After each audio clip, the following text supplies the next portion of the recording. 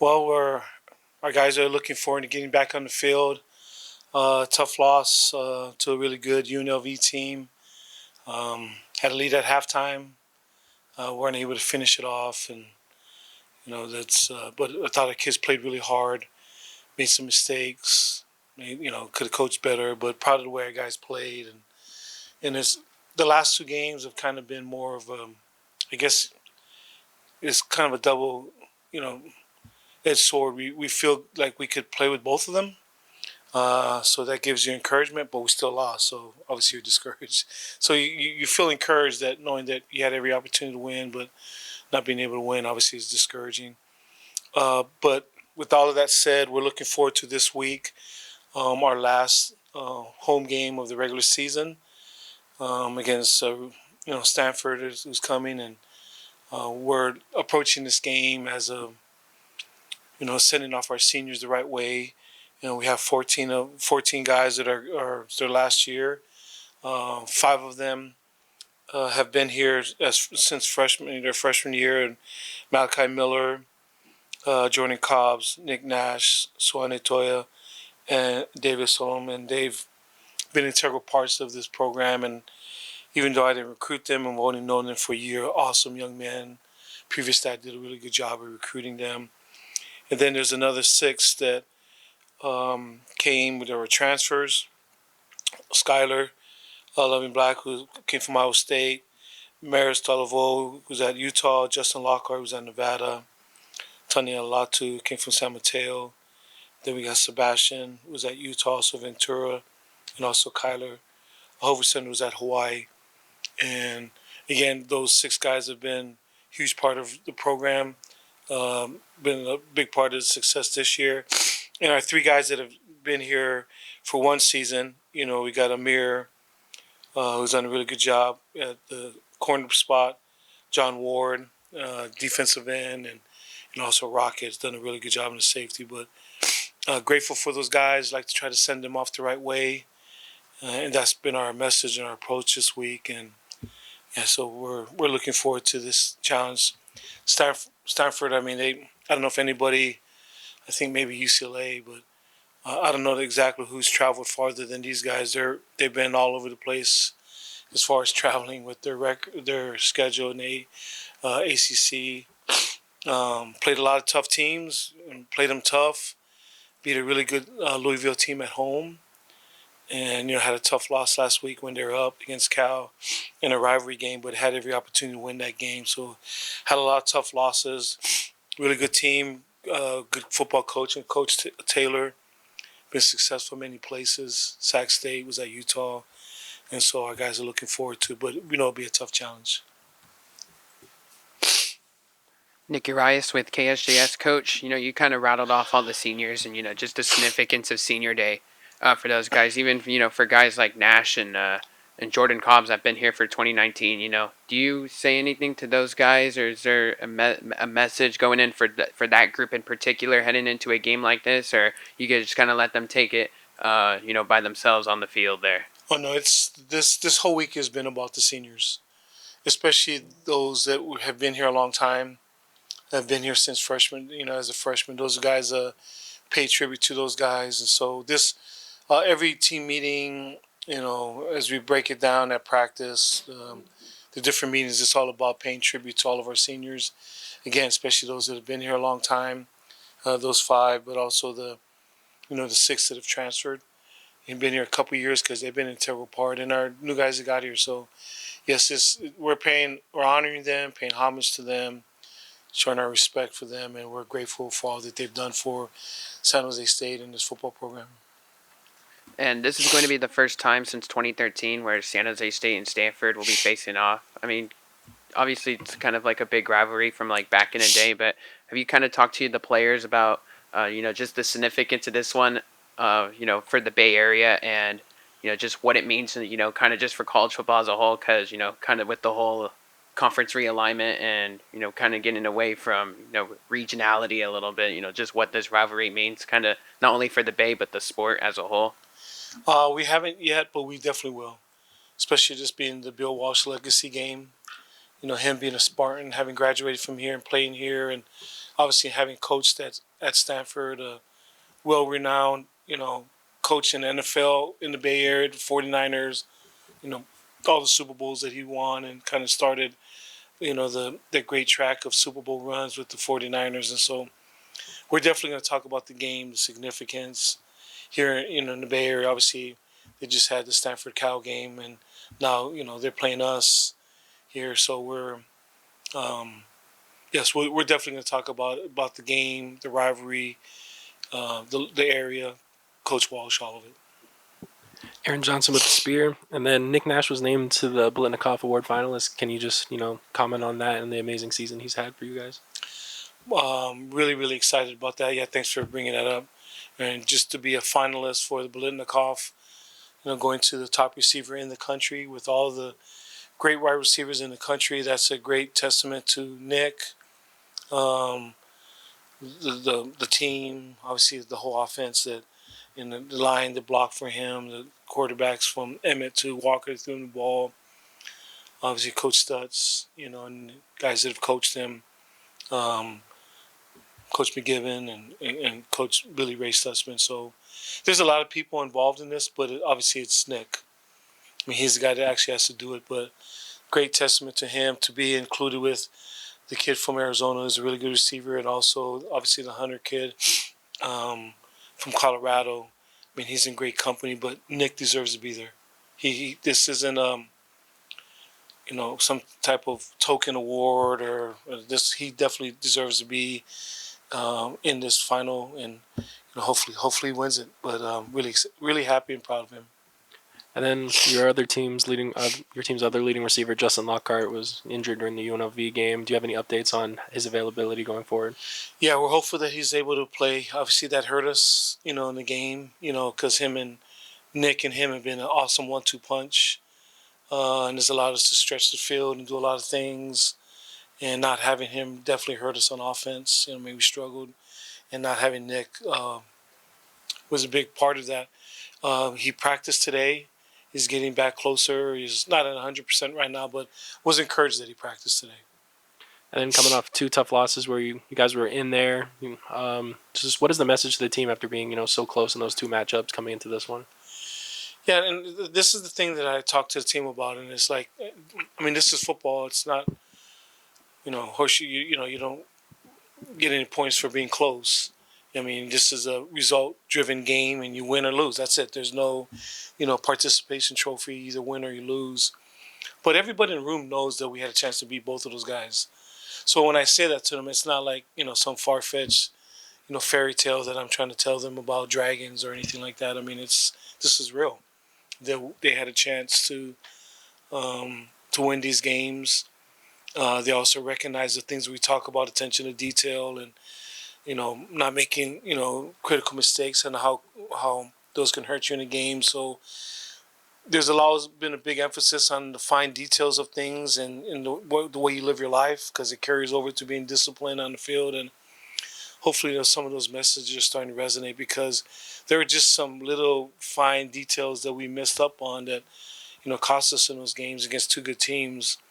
And hopefully that message will resonate, that continue to do the right things and have some discipline in what you do. Hi, Coach Andrew Hartley with the Mercury News. A bit of a 2-part question. You guys play on Friday. Stanford plays on Saturdays. Do you watch that game almost as a fan, or are you immediately watching that game as, looking at film and then going with that? What do you see from Stanford as their strong suits coming into the game? Yeah, when you try to watch the games on Saturday, it was kind of I don't know, some medicine to try to get over the pain of the loss of that night. And so you watch the different games to try to, I don't know, take you to a different place and not worry about the loss that you have. So you kind of watch the other games as a fan, but that game you watch as a coach. You're watching. Obviously, we have the tape, the video footage of it, but I also like to watch the TV copy to kind of see things, maybe stuff that you might not see on tape, and just so I watched that game live on TV, just kind of more so as a coach who's going to play them next, and I was impressed. I mean, they were winning the whole game, and, I had a chance to win that game, and so similar to what I just talked about, making mistakes. They made some mistakes there at the end that cost them, but I was impressed watching that game. What do you think you see the strong points of Stanford this week? Well, they're a big physical team.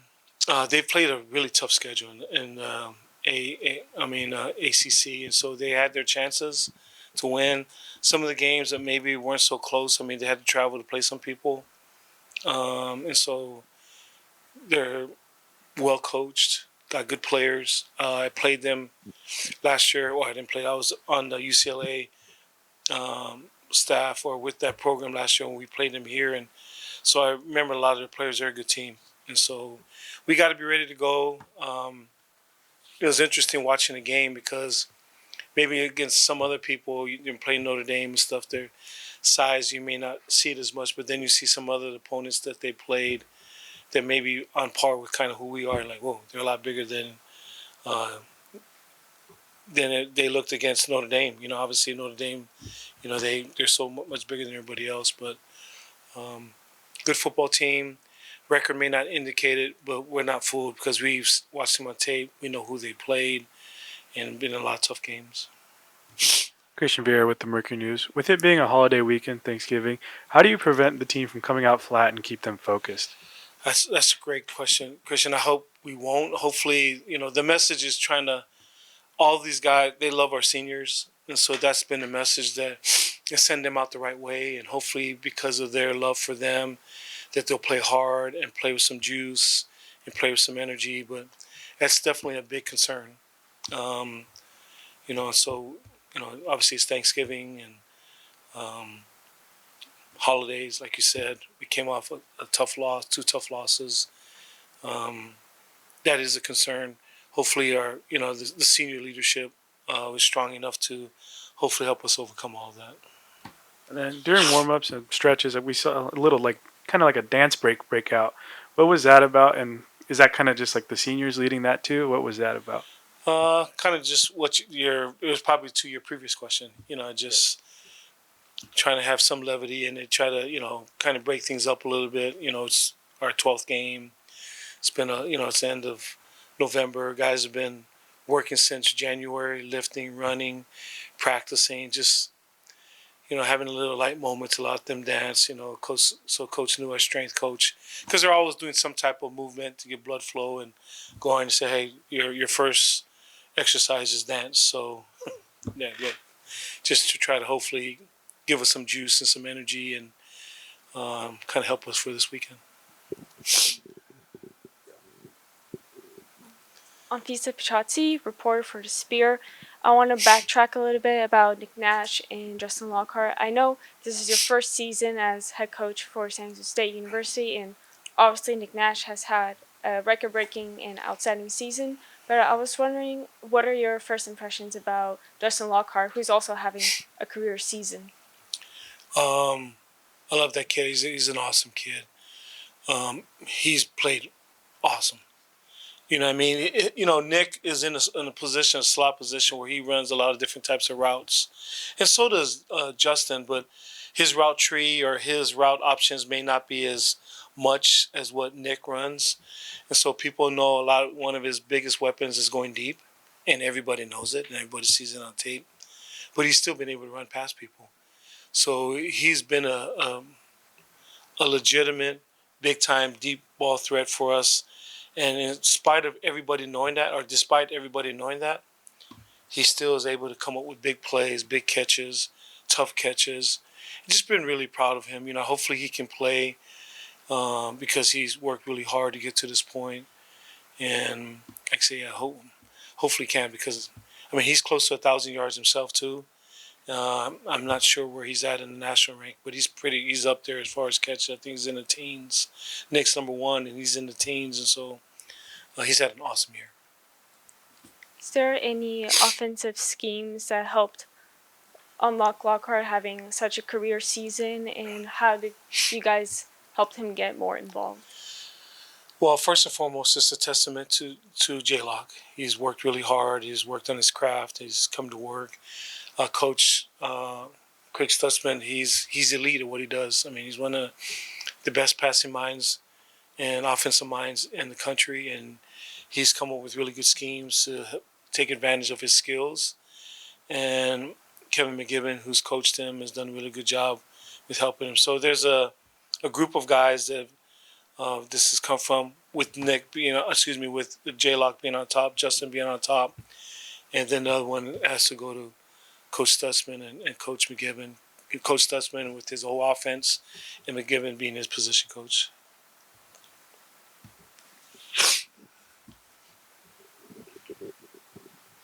Coach, you were out of head coaching for a little while. You go back to UCLA last season. You're here now, about the year almost over. Is there anything that you've learned from this season back here? Yeah, I realized. Well, the one that you realize how much you hate losing. Just and how much you enjoy winning, and how much I enjoy what I do.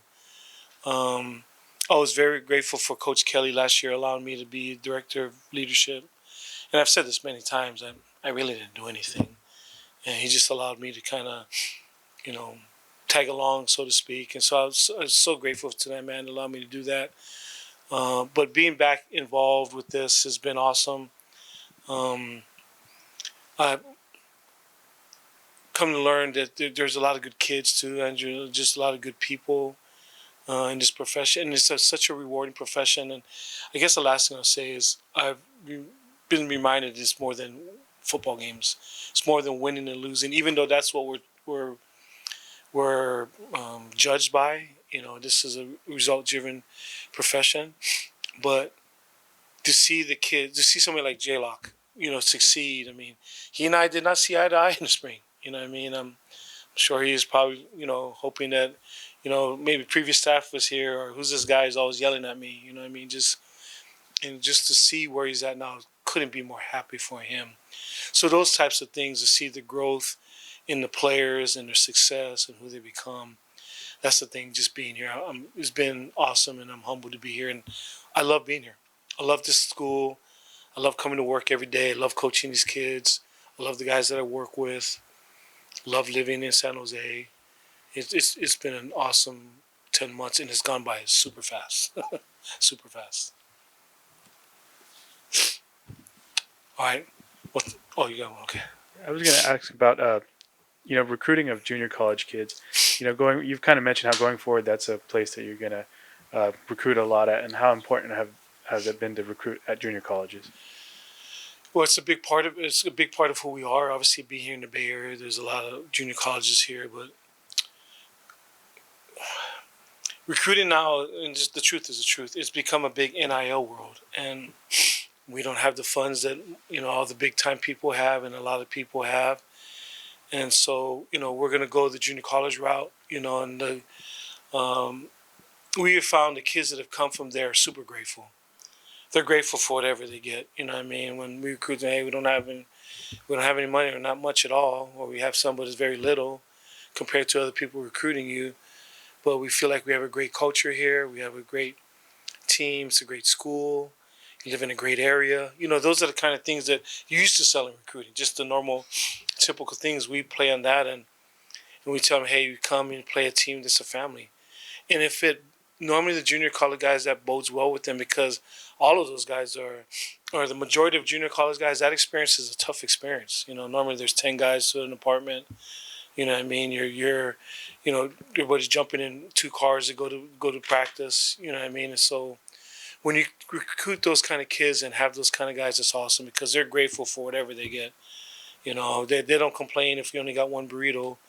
They're happy for it, and so that's kind of the route we go. Good players, but it's more of the culture fit for us, Christian. And then my last question is, it's your first full season in San Jose State. It's about to wrap up pretty soon. Is there like a specific memory that you had that'll remember the most from this first season? In the locker room at Oregon State, definitely remember that. That was awesome, celebrating becoming bowl eligible, especially since how do I say it? There was an encounter with an official after the game, so I went from little Yeah, there's and then going from that to the jubilation in the locker room was awesome. But I remember just my press conference when I first got the job here, and just talking to the team here, and just seeing that, and to think about where we've come in just those 10 months. It's just been really excited. And I'm excited, for us a chance to try to finish strong. We still got 2 games, and I just want to finish strong, and we know it's gonna be a tough challenge, but we're looking forward to it. What is there any last improvement you want to see in this game? I know some turnover margins, something you've been Yes. mentioning all year, but is there anything that you're keying on in this final game of the year? Well, and just been the things that I've been trying to push for from the beginning: turnover margin, and not the self-inflicted wounds. We obviously we know we had talked about it before, the third down deal against Boise. We got a chance to get him off the field, and and then we had the roughing the kicker this past week. Again, and they happen from 2 really good players. They're really smart players, but they're human. We all make mistakes, and so I feel like if we can take care of the football, not have those self-inflicted wounds, then I'll let the chips fall when they may. Because we've been playing really hard. It hasn't been that. Just the self-inflicted stuff, just trying to get those on it. And that's been my message to the team. Because trying to run, trying to tackle people, trying to catch the ball, trying to block people, all of that stuff's hard. But if you do this, if the self-inflicted stuff, if you can get rid of that, it gives you a chance. And so that's been something. If we can come out with no turnovers, I like our chances this week. I like them every week. And as I look back at it, and I've said it from the beginning, we take care of the ball, we're going to win all our games. And I look back at the season, that's probably true for all of our games. So. Final question: do you have any Thanksgiving plans coming up, Coach? Well, because we're playing, our Thanksgiving will be here. So it'd be kind of cool that our families will be here, the players. I don't know if they'll be grateful for that, that they have to have Thanksgiving here, but we'll have some Thanksgiving food, and just to be with the players will probably be with my family, and the players and the football family will be an awesome way for me to celebrate it, to be with these guys that have put so much into this season. So I'm grateful for all of them, and I'm grateful for all of you guys. Thank you guys for being here all season. You guys are awesome.